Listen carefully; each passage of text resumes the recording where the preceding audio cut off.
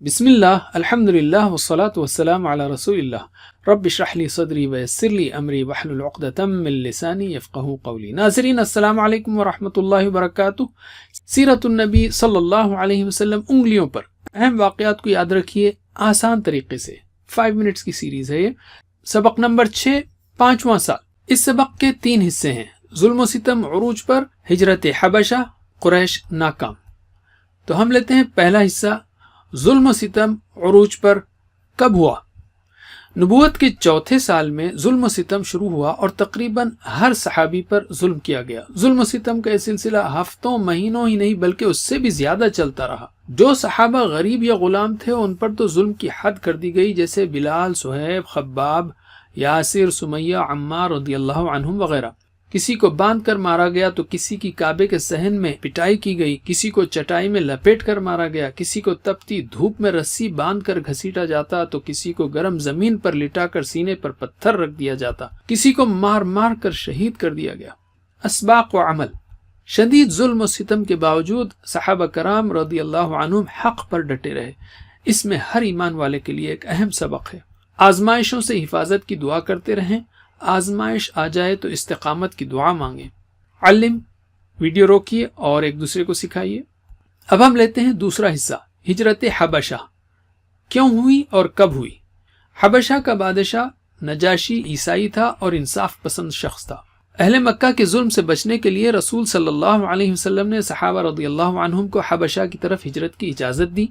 نبوت کے 5ویں سال رجب کے مہینے میں تقریباً 11 مردوں اور 5 عورتوں نے پہلی ہجرت کی۔ یہ لوگ 2 تجارتی کشتیوں میں سوار ہو کر حبشہ چلے گئے۔ قریش نے پیچھا کیا لیکن نامراد ہوئے۔ 2 ماہ بعد انہیں یعنی مسلمانوں کو غلط خبر ملی کہ اہل مکہ کے لوگ ایمان لا چکے ہیں۔ خوشی میں وہ واپس آ گئے اور مزید سخت حالات کا سامنا کیا، اس لیے کہ خبر غلط تھی۔ مکے میں جب ظلم انتہا پر پہنچ گیا تو سن 6 نبوی کے شروع میں تقریباً 100 صحابہ نے حبشہ کی طرف دوسری ہجرت کی۔ اہل مکہ نے ان کو روکنے کی کوشش کی لیکن وہ ناکام رہے۔ اسباق کیا لے سکتے ہیں ہم اور عمل کیا کر سکتے ہیں؟ یاد رکھیے صحابہ کرام رضی اللہ عنہم نے دین کی خاطر کئی قربانیاں دی۔ کسی بھی خبر پر عمل کرنے سے پہلے تحقیق کر لیں۔ ظلم سے بچنے کے لیے اپنے دین پر عمل کرتے ہوئے ہر اچھے انسان سے مدد لی جا سکتی ہے۔ علم۔ اب ہم لیتے ہیں تیسرا حصہ، قریش ناکام حبشہ میں۔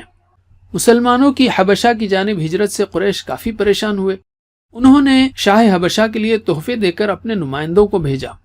نمائندے شاہ حبشہ سے ملے اور کہا ان مسلمانوں نے اپنے باپ دادا کا دین چھوڑ کر نیا دین ایجاد کیا ہے، انہیں واپس کر دیا جائے۔ مسلمانوں سے بادشاہ نے سوال کیا تو حضرت جعفر رضی اللہ عنہ نے بادشاہ کے سامنے اسلام کی بہترین ترجمانی کی۔ بادشاہ بہت متاثر ہوا اور قریش مکہ کے نمائندوں کو واپس لوٹا دیا۔ اسباق و عمل۔ حق کا اظہار اور اعلان کرنے میں کبھی بھی ڈرنا نہیں چاہیے۔ سوالوں کا جواب حکمت کے ساتھ سوچ سمجھ کر دیجیے۔ جو لوگ حق کو جانتے ہیں وہ کبھی بھی حق کا ساتھ دینے میں پیچھے نہیں ہٹتے۔ علم۔ اب ہم لیتے ہیں قرآن و حدیث۔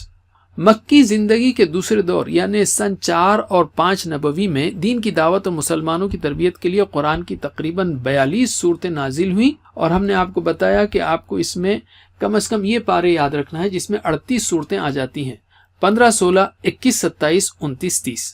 15، 16، 21، 27، 29، 30۔ حدیث۔ یاد رکھیے کتنی عجیب بات ہوگی کہ ہم محمد صلی اللہ علیہ وسلم کے کاموں کے بارے میں تو سنیں لیکن آپ نے جو صحابہ کو اور عام لوگوں کو نصیحتیں کی ہیں اس سے غافل رہیں۔